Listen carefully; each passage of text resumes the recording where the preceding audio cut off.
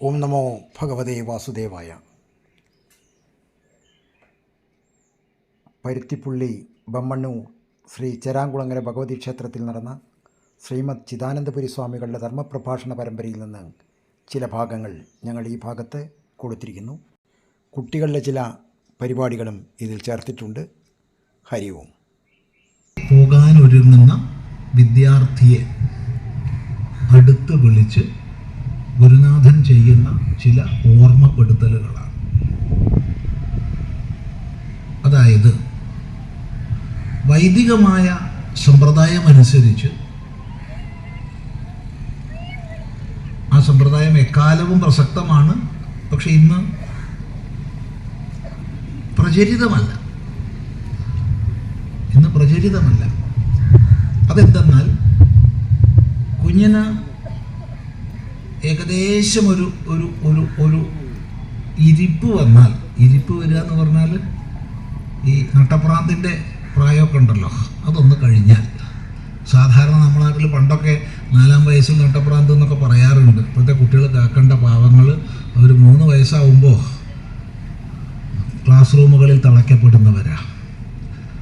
അവർ കേൾക്കണ്ട, അവർക്ക് സങ്കടവും. ഒരു 2-2.5 വയസ്സേ കുട്ടികൾക്ക് ഇപ്പോൾ സ്വാതന്ത്ര്യമുള്ളൂ. അത് കഴിഞ്ഞാൽ നമ്മളവരെ തളച്ചു ക്ലാസ് റൂമുകളിൽ. മഹാപാപം എന്തോ ആട്ടെ. ഏതായാലും ആ ഒരു പ്രായം കഴിഞ്ഞാൽ ഒന്നിരുന്ന് ഉപാസന ചെയ്യാനും അതിലൂടെ ഏകാഗ്രത നേടാനുമുള്ള അവസ്ഥ വന്നാൽ ഉപനയന സംസ്കാരം ചെയ്യണം. ഗായത്രി ഉപദേശിക്കുന്നു. അനന്തരം കുഞ്ഞ് ഗായത്രിയെ ജപിക്കുകയാണ്. അങ്ങനെ അല്പം ഒന്ന് ഇരുന്ന് ജപിക്കുമ്പോഴത്തേക്ക് ഒരടക്കം വരും. ഇനിയിപ്പോൾ പഠിപ്പിക്കാം എന്നുള്ളൊരവസ്ഥ വരും. ആ സമയത്താണ് വേദാരംഭം എന്നുള്ള സംസ്കാരം. ഷോഡശ സംസ്കാരങ്ങളിൽ ഉപനയനം കഴിഞ്ഞാൽ പിന്നെ അടുത്ത് വരുന്ന സംസ്കാരം വേദാരംഭമാണ്. വേദാരംഭ സംസ്കാരത്തിൽ കുഞ്ഞിനെ ഗുരുകുലത്തിൽ കൊണ്ടുചെന്നാക്കുകയാണ്. പിന്നെ ഗുരുനാഥന്മാരുടെ കൂടെ താമസിച്ച് കണ്ടും കേട്ടും പഠിക്കണം. എന്തിന് ജീവിക്കണമെന്നും എങ്ങനെ ജീവിക്കണമെന്നും പഠിക്കണം. ചുരുങ്ങിയത് ഒരു വൈദികമായ കാഴ്ചപ്പാടിനനുസരിച്ച് പറഞ്ഞാൽ ഒരു വേദം സാംഗം പഠിക്കണം. പോരാ, എന്തെങ്കിലും 2 കലകളെങ്കിലും പഠിക്കണം. 2 കലകളെങ്കിലും പഠിച്ചാൽ സുഖമായി ജീവിക്കാൻ പറ്റും. ജീവിതം പ്രധാനമാണല്ലോ. ജീവിക്കണമെങ്കിൽ ചില്ലാരം വേണം, പണം സമ്പാദിക്കണം, തൊഴിൽ വേണം. അപ്പോൾ 2 കലകളെങ്കിലും പഠിച്ചാൽ സുഖമായിട്ട് ജീവിക്കാൻ പറ്റും. കൃഷി ആയാലും കൊള്ളാം, ഇനി മറ്റ് ബ്യൂട്ടി പാർലറോ അക്കൗണ്ടിങ്ങോ ഓഡിറ്റിങ്ങോ ഇൻറ്റീരിയർ ഡെക്കറേഷനോ ഇതൊക്കെ 64 കലകളിൽ പെട്ടതാ. വൈദ്യമോ എന്നതൊന്നുമില്ല. അതുപോലെ പ്രസൂതി, മിഡ്വൈഫറി, അങ്ങനെയുള്ളതൊക്കെ എന്തെങ്കിലും 64 കലകളിൽ ഏതെങ്കിലും 2 കല എങ്കിലും പഠിച്ചാൽ സുഖമായിട്ട് ജീവിക്കാം, അസലായിട്ട് ജീവിക്കാം. വേദം സാംഗം പഠിക്കുമ്പോഴത്തേക്ക് ജീവിത ലക്ഷ്യത്തെക്കുറിച്ച് വ്യക്തമായ കാഴ്ചപ്പാടുണ്ടാവും. കലകൾ ഏതെങ്കിലും പഠിക്കുമ്പോഴത്തേക്ക് എങ്ങനെ ജീവിക്കണം എന്നുള്ള വ്യക്തമായ കാഴ്ചപ്പാടുണ്ടാവും. ഇത് രണ്ടും നേടിക്കഴിഞ്ഞാൽ പരിപൂർണമായ വിവേക വൈരാഗ്യങ്ങൾ ഉറച്ചാൽ അയാൾക്ക് സന്യസിക്കാം. പക്ഷെ അത് വളരെ വിരളം പേർക്കേ ഉണ്ടാവുള്ളൂ. അപ്പോൾ ബഹുഭൂരിഭാഗം വരുന്നവർക്കും ഈ വിദ്യാഭ്യാസ കാലം കഴിഞ്ഞാൽ പിന്നെ വീട്ടിലേക്ക് തിരിച്ചു പോരണം. അതാണ് സമാവർത്തനം. സമ്യക് ആവർത്തനമാണ്. സമ്യക് ആവർത്തനം, സമാവർത്തനം 2 തരത്തിലാണ് മനസ്സിലാക്കേണ്ടത്. ഒന്ന് സമാവർത്തനമാണ്, തിരിച്ചുപോരലാണ്. 2, ഗുരുകുലത്തിൽ വെച്ച് എന്തെല്ലാം പഠിച്ചോ ശീലിച്ചോ അത് മുഴുവൻ ജീവിതത്തിൽ ഉടനീളം പാലിക്കും എന്നുള്ള സങ്കല്പം ഉറപ്പിക്കലാണ്. ഈ സന്ദർഭത്തിലാണ്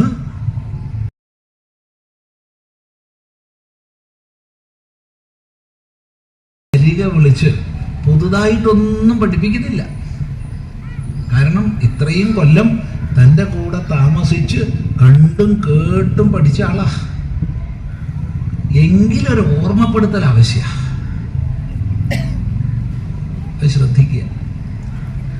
ഗുരുനാഥൻ്റെ കൂടെ താമസിച്ച് ചുരുങ്ങിയതൊരു 12 അല്ലെങ്കിൽ 18 വർഷം പഠിച്ചു എന്ന് വിചാരിച്ചോളൂ. 12-18 വർഷം പഠിച്ചു എന്ന് വിചാരിച്ചോളൂ. അപ്പോൾ എന്ത് ചെയ്യണം, എന്ത് ചെയ്യരുത് എന്നൊക്കെ മനസ്സിലാക്കിയിട്ടുണ്ട്. എന്നാലും പിരിഞ്ഞു പോകുമ്പോൾ, കാരണം ഇനിയിപ്പോൾ പോകുന്നത്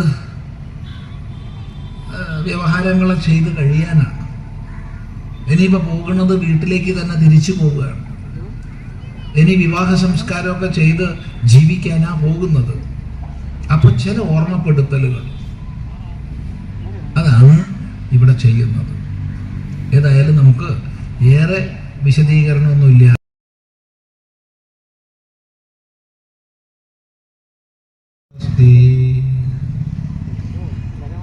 സത്യം വദ ധർമ്മം ചര സ്വാധ്യായാന്മാ പ്രമദഃ ആചാര്യായ പ്രിയം ധനമാഹൃത്യ പ്രജാതന്തും മാ വ്യവച്ഛേത്സി സത്യാന്ന പ്രമദിതവ്യം ധർമാന്ന പ്രമദിതവ്യം കുശലാന്ന പ്രമദിതവ്യം ഭൂത്യേന പ്രമദിതവ്യം. അവിടെ നിൽക്കട്ടെ, തുടർന്ന് നമുക്ക് ശ്രദ്ധിക്കാം. ആദ്യം പറയുകയാണ്, വേദം അനുച്യ ആചാര്യ അന്തേവാസിനം അനുശാസ്തി. വേദം അനുച്യ ആചാര്യ അന്തേവാസിനം അനുശാസ്തി. വേദം വേദത്തെ, വേദം വേദത്തെ. അനൂച്യ, അനൂച്യ എന്ന് പറഞ്ഞാൽ പഠിപ്പിച്ചിട്ട്, വേദത്തെ പഠിപ്പിച്ച ശേഷം ആചാര്യ, ആചാര്യൻ, അന്തേവാസിനം, അന്തേവാസിയോട് അല്ലെങ്കിൽ അന്തേവാസിയെ, രണ്ടും ശരി തന്നെ, അനുശാസ്തി, അനുശാസിക്കുന്നു. ഇതാണ് ആദ്യ വാക്യം. നോക്കൂ, ഈ ഉപദേശം ആരംഭിക്കുന്നത് വേദശബ്ദത്തോടു കൂടിയാണ്. വേദം സനാതന ധർമ്മത്തിൻ്റെ മൂലമാണ്, അടിസ്ഥാനമാണ്. എന്താണ് സനാതന ധർമ്മത്തിൻ്റെ, ഹിന്ദു ധർമ്മത്തിൻ്റെ, വൈദിക ധർമ്മത്തിൻ്റെ, ഈ ഭാരതീയ ചിന്താ പദ്ധതിയുടെ അടിസ്ഥാനം എന്ന് ചോദിച്ചാൽ ഒട്ടും സന്ദേഹം ആവശ്യമില്ല, വേദമാണ്. നമ്മുടെ ശാസ്ത്രം വേദം മാത്രമാണെന്ന് ആരും പറഞ്ഞേക്കരുത്. വേദവും വൈദിക ശാസ്ത്രങ്ങളും വളരെ വിപുലമാണ്. അതിൽ തന്ത്രശാസ്ത്രങ്ങൾ വരും, മന്ത്രശാസ്ത്രങ്ങൾ വരും, ഒട്ടനേക ആചാര സംബന്ധിയായ ശാസ്ത്രങ്ങൾ വരും, ഇതിഹാസങ്ങളും പുരാണങ്ങളും വരും, ധർമ്മശാസ്ത്രങ്ങൾ വരും. ഇവയിലൊക്കെയുള്ള ആശയങ്ങളെ ആചാര്യന്മാർ ക്രോഡീകരിച്ച് നമുക്ക് തന്ന ലക്ഷക്കണക്കിന് ഗ്രന്ഥങ്ങൾ വരും. ഇത് പ്രത്യേകം ശ്രദ്ധിക്കുക. ഇവിടെ ഒരു പുസ്തകമല്ല നമ്മുടെ അടിസ്ഥാനം, അനേക ലക്ഷങ്ങളാണ്. എങ്കിലും അതിൻ്റെ അടിസ്ഥാനം വേദമാണ്. വേദാധിഷ്ഠിതമാണ് സനാതന ധർമ്മം. എന്താണ് വേദം? വേദം അറിവാണ്, അറിവ്. വിത് ജ്ഞാനേ എന്നുള്ള ധാതുവിൽ നിന്ന് വേദശബ്ദം ഉണ്ടാക്കാം. വേറെയും അനേക അർത്ഥങ്ങളുണ്ട്. വേദത്തിന് ലാഭം എന്നർത്ഥമുണ്ട്, അസ്തിത്വം എന്നർത്ഥമുണ്ട്, സത്ത ഉണ്മ എന്നർത്ഥമുണ്ട്, ലാഭം എന്നതുപോലെ വിചാരണം എന്നും അർത്ഥമുണ്ട്. അനേക അർത്ഥങ്ങളുണ്ട്. എങ്കിലും മുഖ്യമായി ജ്ഞാനം, അറിവ് എന്ന അർത്ഥം മനസ്സിലാക്കുക. അപ്പൊ എന്തിനെ സംബന്ധിക്കുന്ന അറിവാണെന്ന് ചോദിച്ചാൽ ഈ പ്രപഞ്ചത്തെ സംബന്ധിച്ചും പ്രപഞ്ച കാരണത്തെ സംബന്ധിച്ചും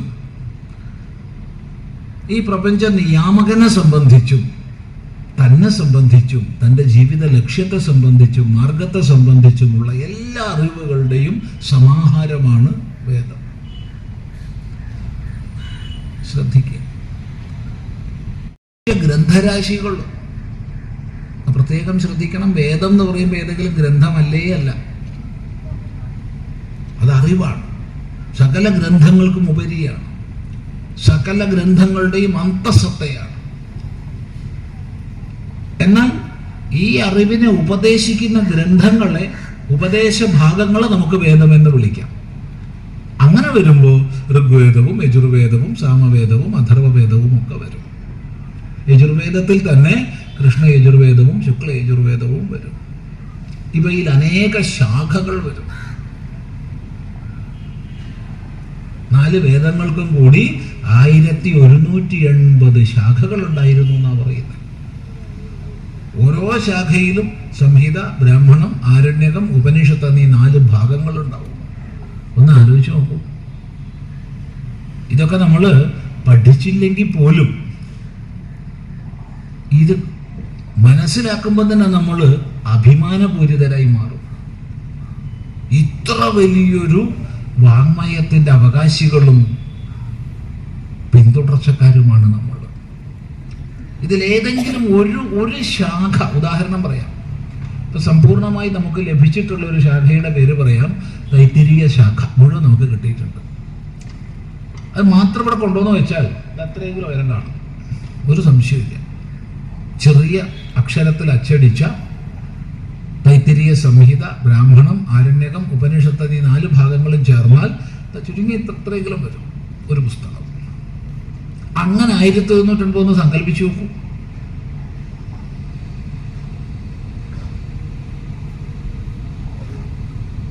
നമുക്കൊക്കെ 2 കൈ, 2 കാല്, ഒരു തല എന്നൊക്കെ പറഞ്ഞ പോലെ വേദത്തിന് അംഗങ്ങളുണ്ട്. അവയാണ് വേദാംഗങ്ങൾ. വേദാംഗങ്ങളെ തന്നെയാണ് ശാസ്ത്രങ്ങൾ എന്ന് പറയുന്നത്. ശിക്ഷ, കൽപ്പം, വ്യാകരണം, നിരുക്തം, ഛന്ദസ്, ജ്യോതിഷം. ഓരോന്നിലും എത്രായിരം ഋഷീശ്വരന്മാരുടെ രചനകൾ. അവയോരോന്നും എത്ര യുക്തിഭദ്രങ്ങൾ. ആ വാങ്മയത്തിനുള്ളിലേക്കൊന്ന് എത്തി നോക്കുമ്പോൾ തന്നെ നമ്മൾ അത്ഭുതപ്പെടും. ഇത് വെറുതെ പറയുന്ന വാക്കുകളല്ല. ഏതെങ്കിലും ഒരംഗത്തിലേക്ക് നോക്കിയാൽ തന്നെ നമ്മൾ അത്ഭുതപ്പെട്ടു പോകും. ഉദാഹരണം, ഒരു മഹാസമുദ്ര സമാനമാണ് വ്യാകരണം നിലകൊള്ളുന്നത്. ഇപ്പൊ വ്യാകരണത്തിലേക്ക് ഒന്ന് എത്തി നോക്കിയാൽ തന്നെ നമ്മൾ അത്ഭുതപ്പെടും.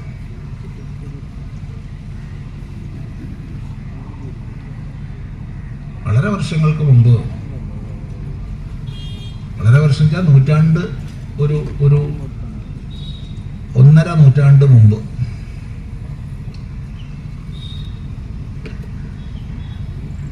ലോകത്തിലെ വിവിധ ഭാഷകളിൽ നിഷ്ണാതനും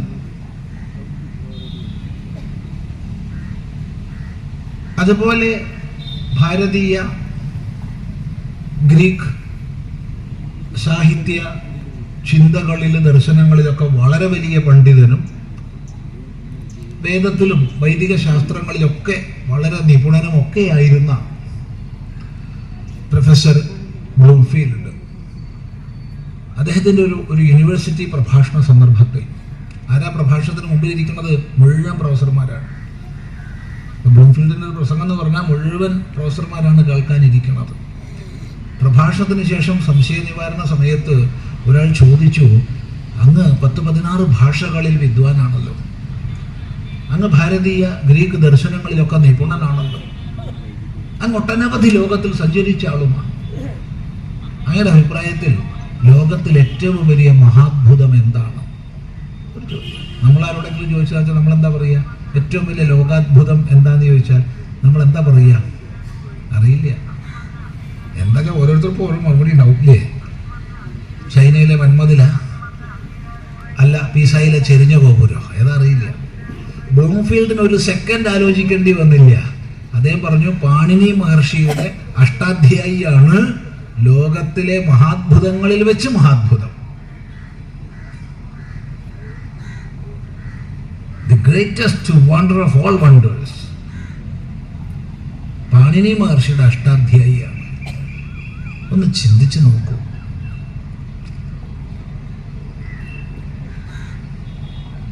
ഈ ഒരു നിധി എത്ര നമ്മൾ ശ്രദ്ധിക്കുന്നു, എത്ര പേര് പഠിക്കുന്നു, എത്ര പേര് ആദരിക്കുന്നു, ഒന്ന് എത്തി നോക്കാനെങ്കിലും എത്ര പേര് പരിശ്രമിക്കുന്നു. സ്വയം നമ്മൾ ചിന്തിക്കേണ്ടതാണ്. ഒരു കുഴപ്പം പറ്റിയിട്ടില്ല, ഇതൊന്നും നമുക്ക് നഷ്ടമായിട്ടില്ല. ഇനിയും നമുക്ക് പഠിക്കാം, ഇനിയും നമ്മളെ മക്കളെ പേരക്കുട്ടികളെ പഠിപ്പിക്കാം. പഠിപ്പിച്ചേ മതിയാവും. ഭാരതത്തിൻ്റെ ഈ അളവറ്റ പ്രകാശനിധികളെ കാത്ത് അടുത്ത തലമുറയ്ക്ക് നൽകേണ്ടത് നമ്മുടെ കർത്തവ്യമാണ്. ചിന്തിക്കുക, ചിന്തിച്ചേ മതിയാവും. ഏതായാലും വളരെ പ്രതീക്ഷാവഹമായ ഒരുപാട് പരിവർത്തനങ്ങൾ നമ്മുടെ നാട്ടിൽ വരുന്നുണ്ട്. ലോകം മുഴുവൻ മിക്കവാറും യൂണിവേഴ്സിറ്റികളിലോ അതുപോലെ ഹയർ എഡ്യൂക്കേഷൻ സ്ഥാപനങ്ങളിൽ ഇന്ന് ഇൻഡോളജി ഒരു പഠന വിഷയമാണ്. പക്ഷെ അവിടെ വലിയൊരു ന്യൂനതയുണ്ട്. എന്താ ന്യൂനത എന്ന് ചോദിച്ചാൽ മിക്ക യൂണിവേഴ്സിറ്റികളിലും ഭാരതീയ ശാസ്ത്രങ്ങളെക്കുറിച്ച് പറയുന്നവർ ഭാരതത്തിനെതിരെ പറയുന്നവരാണ്, ഭാരതീയ ചിന്തകളെ നിന്ദിക്കുന്നവരാണ്, അവമതിക്കുന്നവരാണ്. അത് കുറേ കാലങ്ങളായി, ഇപ്പം അടുത്തും തുടങ്ങിയതല്ല. പക്ഷേ അത് മാറാൻ പോവുകയാണ്. കാരണം ശരിയായ അറിവുള്ള വിദ്വാൻമാരുടെ ലബ്ധിയുടെ കുറവാണ് പ്രധാനമായ വിഷയം. ഇത് മനസ്സിലാക്കിയിട്ട് ഭാരതം ഇന്ന് മിക്കവാറും സർവകലാശാലകളിൽ ആരംഭിച്ചു കഴിഞ്ഞു. IIT, IIM-കളിലൊക്കെ തുടങ്ങിക്കഴിഞ്ഞു. ഇനി സെൻട്രൽ യൂണിവേഴ്സിറ്റികളിൽ തുടങ്ങിക്കഴിഞ്ഞു. ഇനി മറ്റെല്ലാ യൂണിവേഴ്സിറ്റികളിലും വരും. ഇന്ത്യൻ നോളജ് സിസ്റ്റം പ്രധാനമായിട്ടുള്ളൊരു പഠന വിഷയമായിട്ട്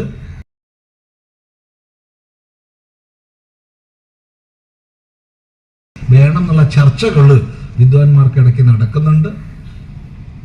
ഭാരതീയ വൈജ്ഞാനിക മഹിമയിൽ ആദരവുള്ള ഒരു സമൂഹം, വിദ്വത് സമൂഹം അധികം വൈകാതെ ലോകത്തിലുണ്ടാവും. ഒരു സംശയം പറയുന്നതിനില്ല. ആ പ്രവർത്തനം ഇത് നടക്കുകയാണ് ശക്തമായിട്ട്. നമ്മളോട് ഒന്നേ പറയാനുള്ളൂ, ഈ നിധികളെ കുറിച്ച് നമ്മളെങ്കിലും ഒക്കെ ഒന്ന് മനസ്സിലാക്കണേ. ശരി, ഇപ്പൊ വേദം എന്ന് പറയുമ്പോഴത്തേക്ക് ഋക്ക് യജുസ് സാമം അഥർവം മാത്രമല്ല, ശിക്ഷാദി അംഗങ്ങൾ മാത്രമല്ല, പിന്നെ ആയുർവേദം, ധനുർവേദം, സ്ഥപത്യവേദം, ഗാന്ധർവവേദം, അർത്ഥവേദം എന്നിങ്ങനെയുള്ള 5 ഉപവേദങ്ങൾ. ഇതിനുള്ളിലൊക്കെ അന്തർഭവിച്ച വൈജ്ഞാനിക ശാഖകളെ കുറിച്ച് നമ്മൾ ഒന്ന് പഠിക്കാൻ ശ്രമിച്ചാൽ അത്ഭുതപ്പെടും. നമുക്ക് പറ്റിയ കുഴപ്പം ഇതൊന്നും വേണ്ട സമയത്ത് നമ്മൾ പഠിച്ചില്ല എന്നുള്ളതാണ്. അതുകൊണ്ട് തന്നെ ഒരുപാട് തെറ്റിദ്ധാരണകൾ നമുക്ക് നൽകാൻ പലർക്കും കഴിഞ്ഞു. പലർക്കും.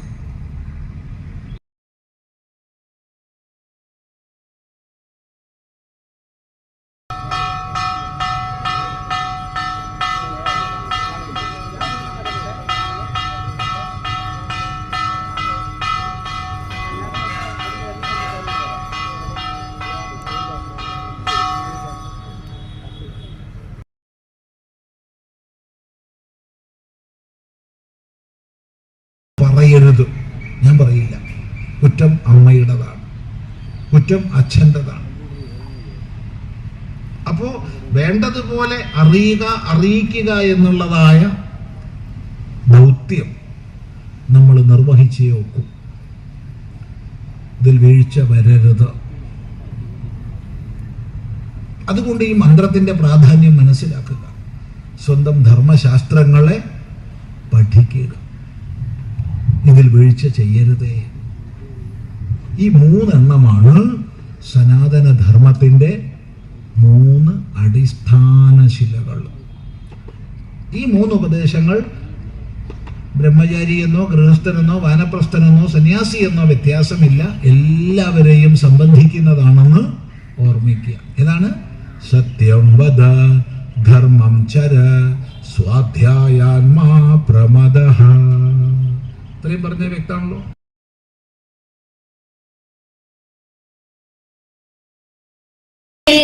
പൂങ്കാവനങ്ങളുണ്ടിവിടെ, പൂങ്കാവനങ്ങളുണ്ടിവിടെ, ഭഗത് സിംഗനും ഝാൻസിയുടെ പ്രഭാതഭേരി മുഴക്കുന്നു.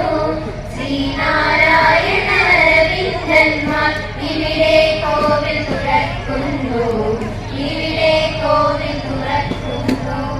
രാമകൃഷ്ണനും രാമദാസനും ഇവിടെ നിവേദിച്ചിടുന്നു. ഇവിടെ വിവേകാനന്ദ സ്വാമികൾ ബലിഹവ്യം തൂവിടുന്നു, ബലിഹവ്യം തൂവിടുന്നു. പരമപവിത്രമതാമീ മണ്ണിൽ ഭാരതാംബയെ പൂജിക്കാൻ പുണ്യവാഹിനി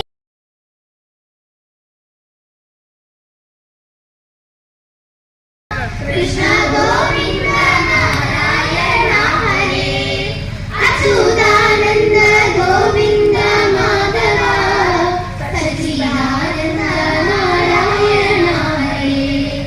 ഇന്നു നാമ സംഗീതം കൊണ്ടുടൻ വന്നുകൂടും പുരുഷാർത്ഥമെന്നതും ഇനിയുള്ള നാരക ഭയങ്ങളും ഇന്നു വേണ്ടും നിരൂപ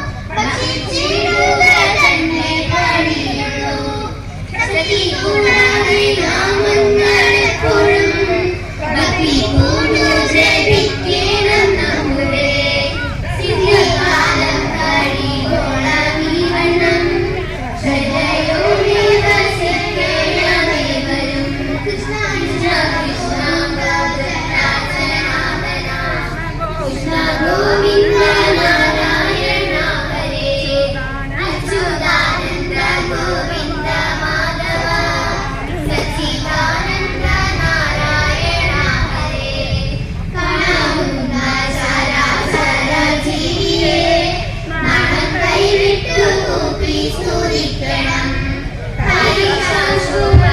ഹരിശാശ്വതനായോ കരുശാലികളൊക്കെ സഹിച്ചുടൻ സജ്ജനങ്ങളെ പാടുന്ന നേരത്ത് ലജ്ജ കൂടാതെ വിനോദാവിക്കണം ഭക്തികളിൽ ഉരുകിച്ച മഞ്ഞുടൻ മകനെ പോലെ നൃത്തം കുതിക്കണം പാടിയിങ്ങനെ സഞ്ചരിച്ചിടുമ്പോൾ പ്രാരബ്ധം കാലശേഷമൊഴിഞ്ഞിടും പിരിച്ചിടുന്ന കർമ്മമൊടുങ്ങുമ്പോൾ പതിച്ചിടുന്ന ദേവമൊരിടത്ത് കൊതിച്ചിടുന്ന ബ്രഹ്മത്തെ കണ്ടിട്ടു കുതിച്ചിടുന്ന ജീവനുമപ്പോഴേ കൃഷ്ണ കൃഷ്ണ മുകുന്ദ ജനാർദ്ദന കൃഷ്ണ ഗോവിന്ദ നാരായണ ഹരേ അച്യുതാനന്ദ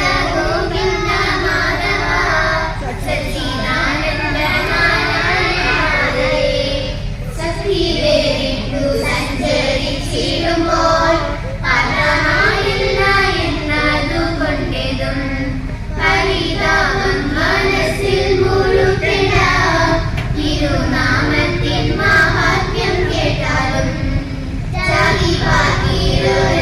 ജനാകിലും വേദവാദി മഹീസൂരനാകിലും നാമു കൂടാതെ ജാനന്മാരാകിയ മുഖരേയെപ്പോഴും ചന്തമാനശർ എണ്ണമറ്റ തിരുനാമകുണ്ടലിൽ ഒന്നു മാത്രമൊരിക്കലൊരു ദിനം സ്വസ്ഥരായി ഇരിക്കുമ്പോഴെങ്കിലും സ്വപ്നത്തിൽ കാണറിയാതെയെങ്കിലും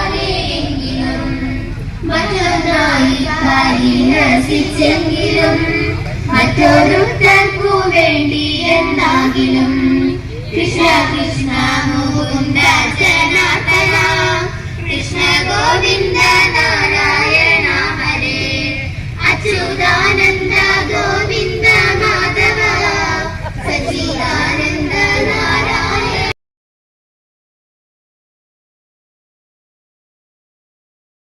Hallelujah.